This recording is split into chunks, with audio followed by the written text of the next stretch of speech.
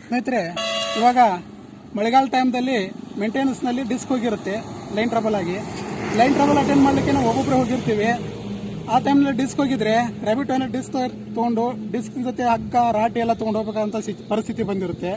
ಅದಕ್ಕೆ ಈ ಒಂದು ರ್ಯಾಟ್ ಸೀಟ್ ಇದ್ರೆ ಆ ಡಿಸ್ಕನ್ನು ಒಬ್ಬರೇ ಯಾವ ರೀತಿ ಚೇಂಜ್ ಮಾಡ್ಕೋಬೋದನ್ನ ತೋರಿಸ್ತಾ ಇದೀವಿ. ಇಲ್ಲೇನು ಮಾಡಬೇಕು, ಹಿಂದಿನ ಕ್ಲ್ಯಾಂಪನ್ನು ಈ ಕ್ಲ್ಯಾಂಪಿಗೆ ಹಾಕಬೇಕು. ಇದು ಕಮ್ಲಂಗ್ ಏನಿರುತ್ತೆ, ಕಮ್ಲಂಗ್ ಓಪನ್ ಮಾಡಿ ಇಲ್ಲಿ ಹಾಕಬೇಕು.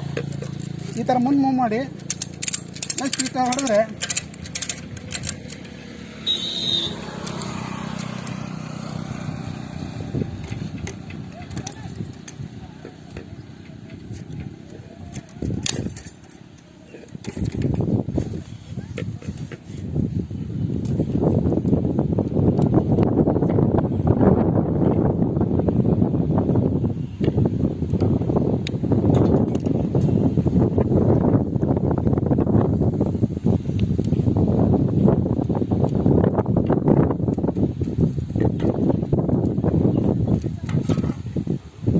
ಈ ಥರ ವೈರ್ ತೆಗೆದಿರ್ತೀವಿ. ಇದ್ರ ಮ್ಯಾಗ ಲೋಡ್ ಇರುತ್ತೆ.